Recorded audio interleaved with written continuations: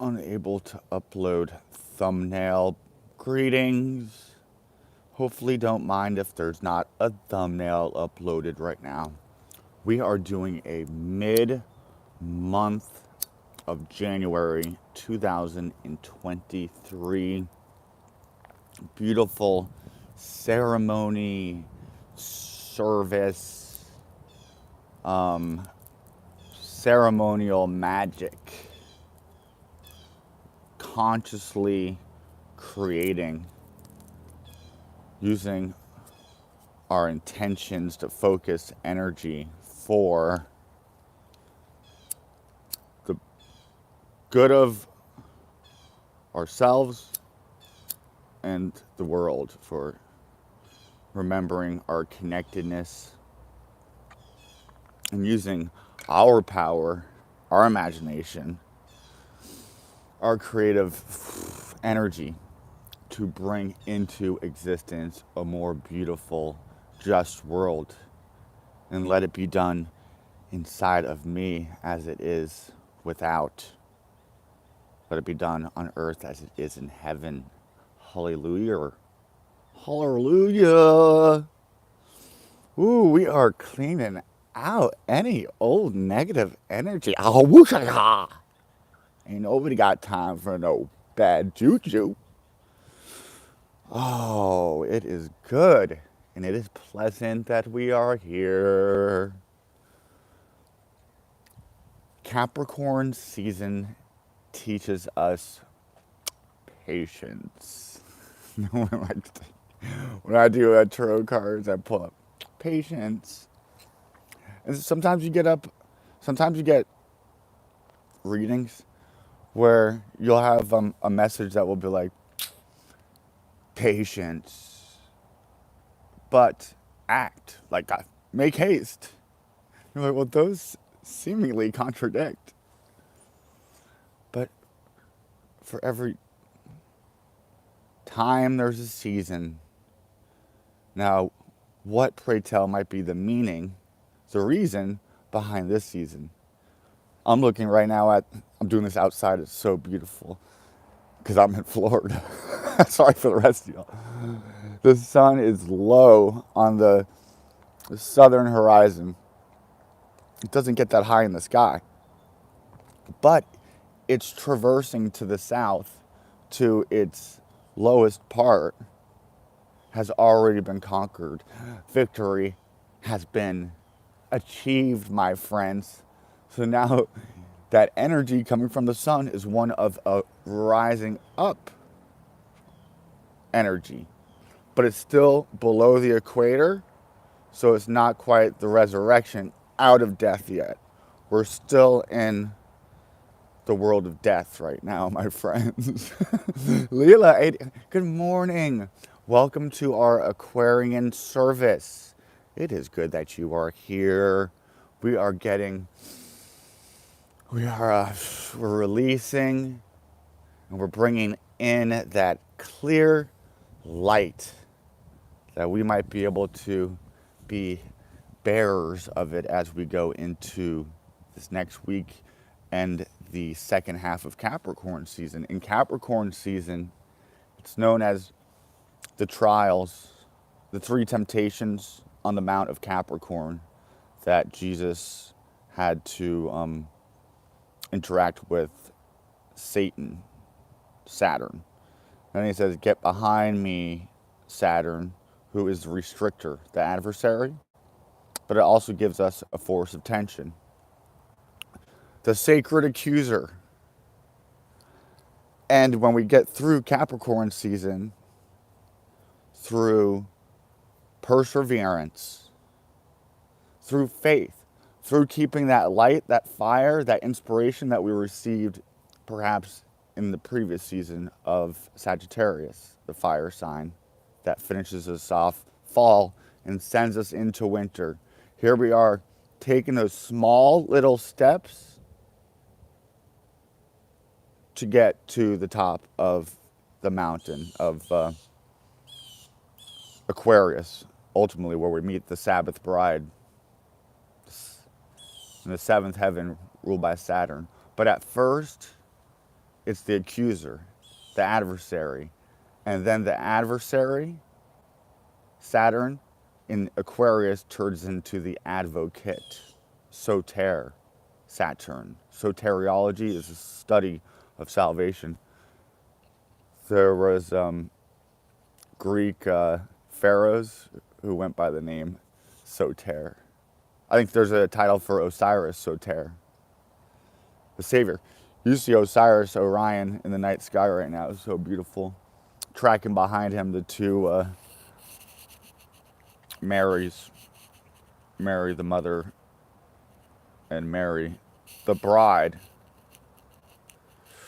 Procyon and Sirius. I'm writing a book. It's going to be so great. All right, so we're going to, these are the messages of Capricorn. This is the last week of Capricorn. And the sun's meeting Pluto, the lord of the underworld, in the season of death. So there could be a real, I know the winter solstice is the time to bury something. Perhaps we want to go bury something and we have a hard time letting go of something. And then this will bring us to a deeper, perhaps, experience with our relationship with life and death. What's important, what's not. When we're holding on to stuff and it's not important for our soul's progression, that Mother Nature shows her side of being the recycler, which is Pluto, the cosmic recycler. And it doesn't, it's facts, don't care about your feelings. Ben Shapiro. He's such a twerp. Although he's smart, he got a good brain, old Ben Shapiro.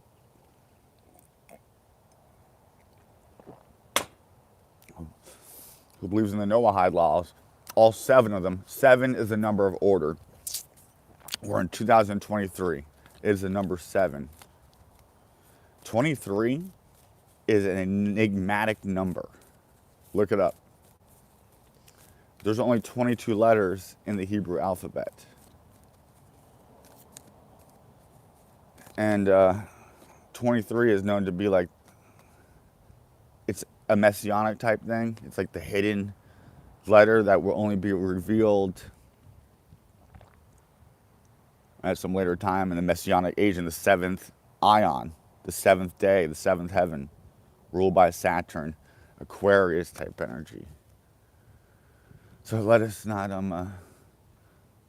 let them put their order in over us. Let us break out of that cage. Despite all my rage, I'm still just a rat in a cage. Be patient is what Capricorn teaches us. But Capricorn does look for truth. Capricorn is, it could be somber. It could be serious and somber. It can be nurturing in a beautiful way, like the she-goat, the mother goat that nurses all the sun gods at the bottom of the cave of Mount of Capricorn.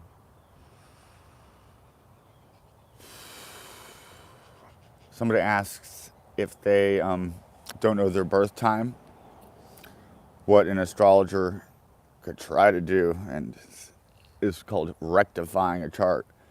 And so, if you know, then you go to certain life events. But I would use a little bit of that method, also some intuition, and just your ascendant, really, it shows up in your physical features and just like your life plan, the structure. And that initial primal spark that we have in us too. The ascendant is deep. No. Yeah, so I mean, if somebody wanted to book, it's kind of messing up my sacred Aquarian service. No, I'm joking. If somebody wants to book a reading, and donations go to the Aquarian to try to get a building one day and get this message out to college campuses especially. I would just put your sun on the ascendant. And that's a good practice, even if you're somebody who's just an astrologer who goes by your ascendant all the time.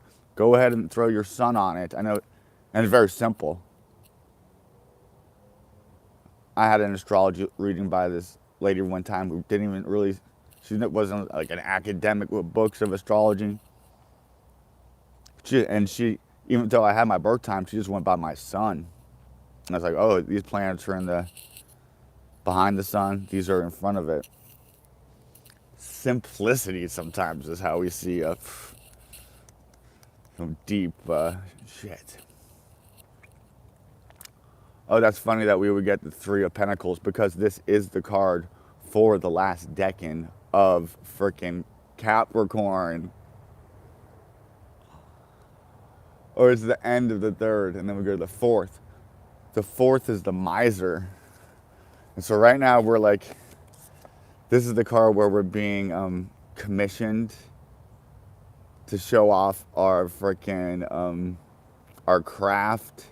We could be getting supported by material people looking to invest in us. We could be looking at how we invest our time and what the hell we're doing using our energy. Mars in Capricorn. Mars is exalted in Capricorn because that is Mars, our willpower, our conscious energy, going for ultimately to sacrifice the goat of Capricorn, to sacrifice our bestial, animal, quick, pleasure, fulfilling base level of existence. We sacrifice that for the good of the world. Saturn is the king of the world, of this earth, as he reigns in Capricorn and Aquarius. But at the same time, the sun's also the ruler of this earth. The sun, the light versus the dark, Saturn. We have these in us. We have to, that's our alchemical laboratory. The greatest work of all is working on our own temple, mastering our own mind, our life, our habits, our thoughts, our habits, addressing our attachments that are taking our energy away from our calling, our gifts, our vocation. This is exercising one's vocation, taking responsibility, the ability to respond to a calling, a vocation.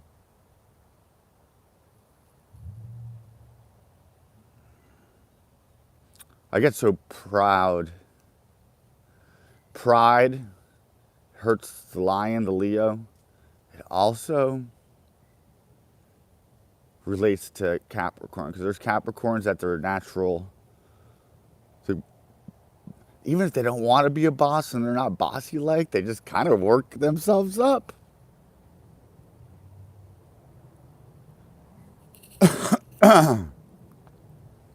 At the Tower at the bottom of the deck, the Tower comes after the Devil, Capricorn. The Tower comes before the Star card. So in between Capricorn and Aquarius is the Tower, which is weird because there's only so many breaks in the Tarot and the major arcana. It starts pretty much at Aries. The Emperor, which starts at 4, so that's awesome. First 2, 3, you don't really count. It's like the top of the tree of Kabbalah. The 3 and 1 is, so it's none. So you almost start at 4. I know. No, when you go into the science of numbers, you learn so much and how it relates to the alphabet, especially the Hebrew alphabet, because that's very similar to Greek.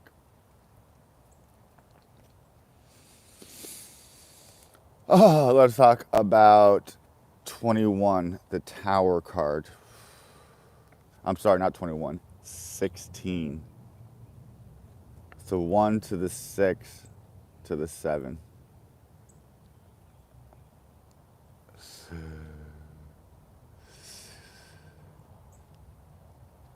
Let's do it. Iron. So add Samek, which is Capricorn. It's the Ouroboros. is the symbol of the letter that represents Capricorn and the devil card in the tarot, which is called Samek. It's a sa instead of a shin. Shin is light.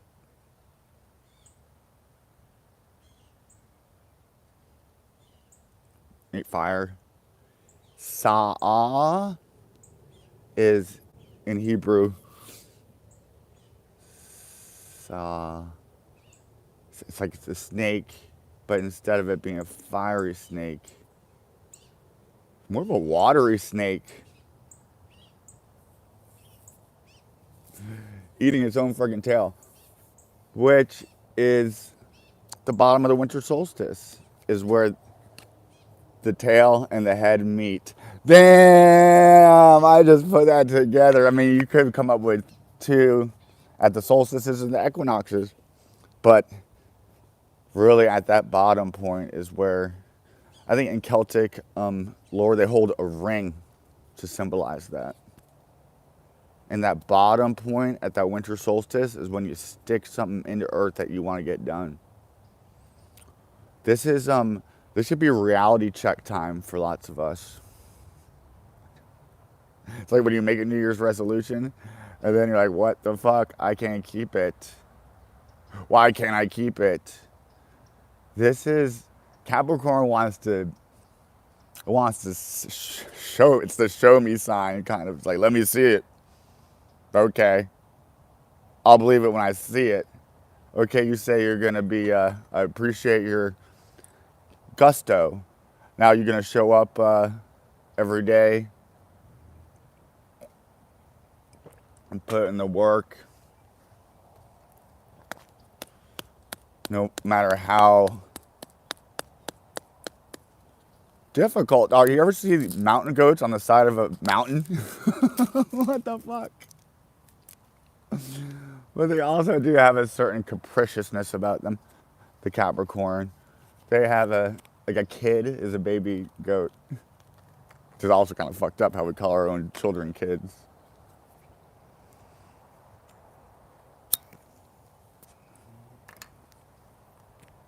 They often have a dry sense of humor.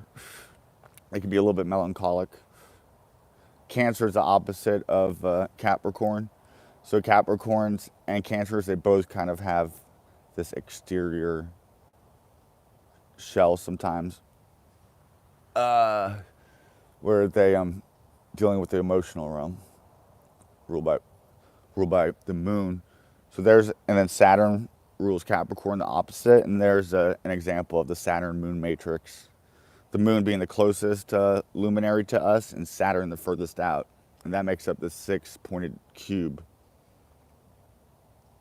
And if you want to go into the middle of that cube on the top is Sephiroth, which isn't really even a Sephiroth, called Da'at, which is called the void.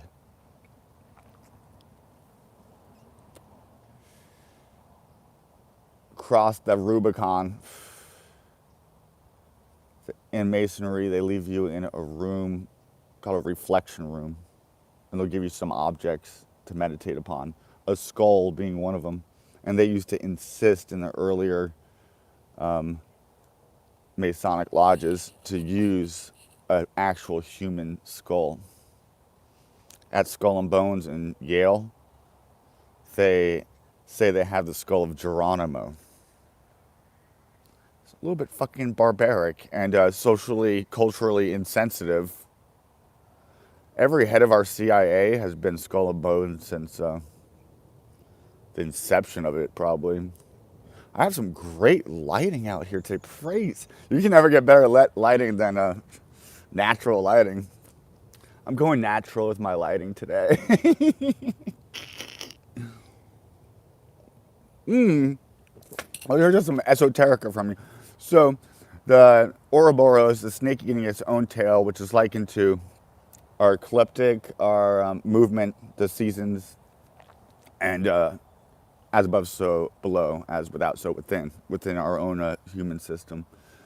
And so, after the devil card, the tower card comes up. So it's this idea of this spinning void almost. like a black hole, and out of it spits light. It's called an ayin, which is the 16th letter in the Hebrew alphabet after the Samach. So after the snake, after the dragon, we have out comes ayin, which is actually the eye, which is, it's like the product of the 15 is the 16. The product of the 6 is the 7. But this is like a raw power, which is why it could upset that light that comes in out of the dark, out of the void. It could be a life-changing thing, a life-changing mystical experience when you have, it could be a near-death experience. That changes our whole fucking perspective on life, which is why they would give the skull to somebody to meditate on. Memento mori, that this is temporary, and that this is also a temple, a temporary holding place for El, the light of Saturn, the dark light, the clear light, our spirit, which is the observer. Our soul is the journeyer, the adventurer. Yo soy adventoro. The fool, the wise fool, hopefully. This is teaching us if we could be possessed by our possessions, obsessed, and if we don't get rid of it, if we don't shake it off, Mother Nature will. She has the side of Kali to her as the goddess of the underworld, Hades, Pluto. Where the sun will come to conjunct later this week. That's a tower fucking moment. You know what? It's good to have a psychological breakdown if our psyche has been built upon what this world would have us freaking pay attention to. Total, meaningless bullshit. Non-importante. So if we can strip those things, pry those possessions, or things that possess us, and then that shakes us free, and then we welcome in divine revelation, new sparks of creative genius that break us out of a box that we built before. Christ came to comfort the afflicted and he afflict the comfortable.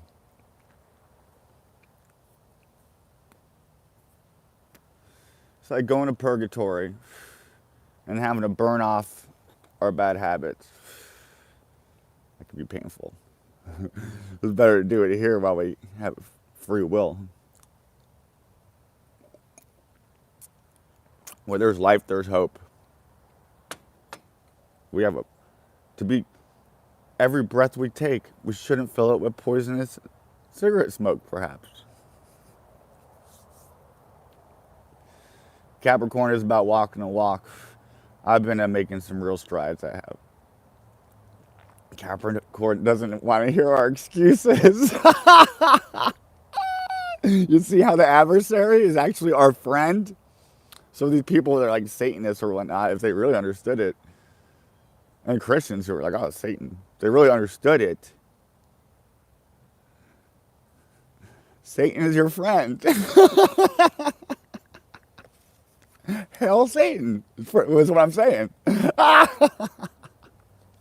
Freaks people out, I know. The light's not always our friend. Venus, love, beauty, Aphrodite. Venus also has gotten turned into Lucifer, the light bearer, originally a beautiful name for the morning star or the evening star. Vespers is how we see her. She's also likened to the Tower card, believe it or not. It's a whole other story. Because she's the small light that brings up the sun, or the small light that takes out the sun in the evening, which is likened to the small light that comes out of the Ouroboros. You could think about the Ouroboros as a pattern of Venus. The ancient Aztecs used to keep their calendar by the orbit of Venus.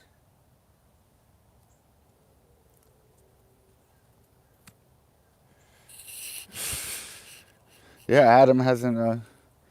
Adam ain't on YouTube no more. Poor guy. He's a Capricorn. Often they get the brunt of the world put on their shoulders. They offer themselves up as a sacrificial goat for the good of all. I know and we're all called to do that. Going up on putting ourselves on the cross. What do we put on the cross? And killing our fake ego, base level existence self. And then it's the law of sacrifice. So say I want to quit smoking cigarettes. So every time I don't smoke a cigarette, I have that urge, and there's energy that I would usually expound on participating in that, fulfilling that desire and completing that act. That's energy expended. Now, if I take that desire and I use that energy and put it towards something else, there you are being a manipulator of energy and a magician, a magi. My guy.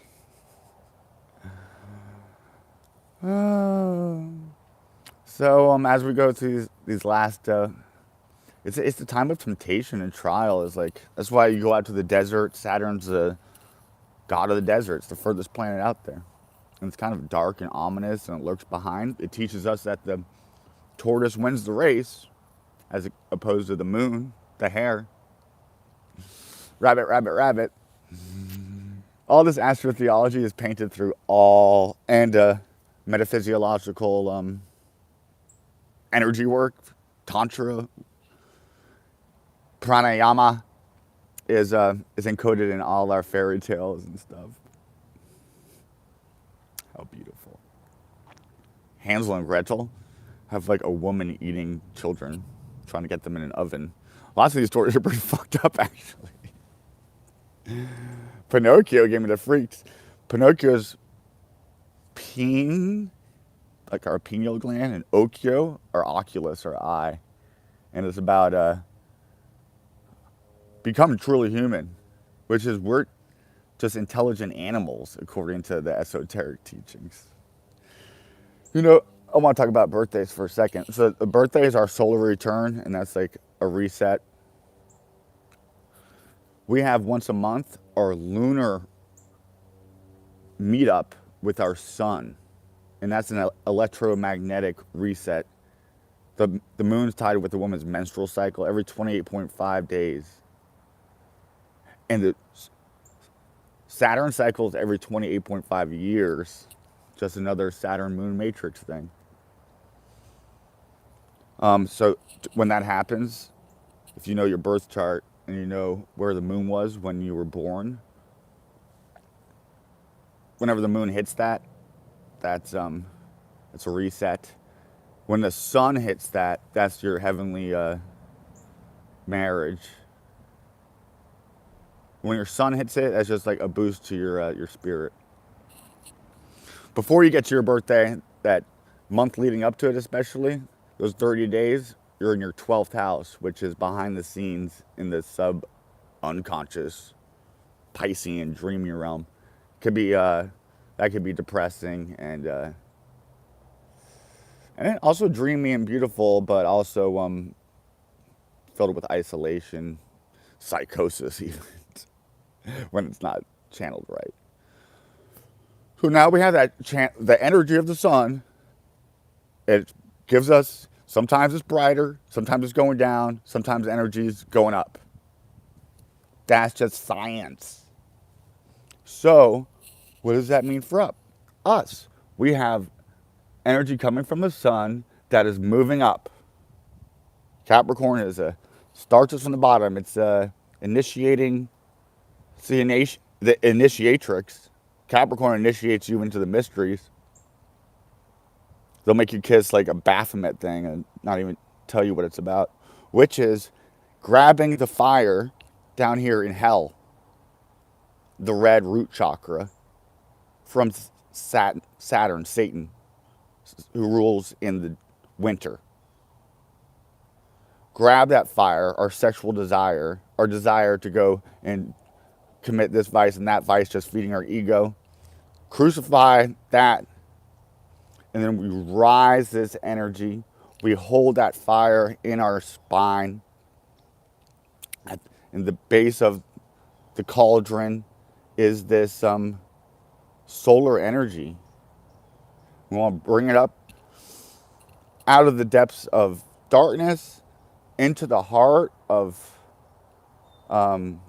purification, up through our mouth, and we're speaking words, the word, into existence, opening up our intuition, our connectedness with everything, and then being crowned. The angels and the cherubims. And then you are a cosmo creator. We realize that we have the universe around us and within us. And so as we affect change within us, they reflect to the outward world. The law of attraction is the work of the magician. The manifestors, the great manifestator is a Capricorn. So these are all energies that we can bring in right now and exercise and be strengthened by it. You could also be a magician and jump on the other side of that, which is playing the moon, because that's where the full moon will be, or where we just had a full moon in Cancer. That could be fucking breaking open the shell for the heart. The crab protects the lion. And taking the reins of the chariot. The chariot was an ancient symbol for Cancer as well. And we see that reflected in the card of the tarot, the chariot card, which represents Cancer, because it's at the top of the hill of summer. And then it goes, it's a down and out movement.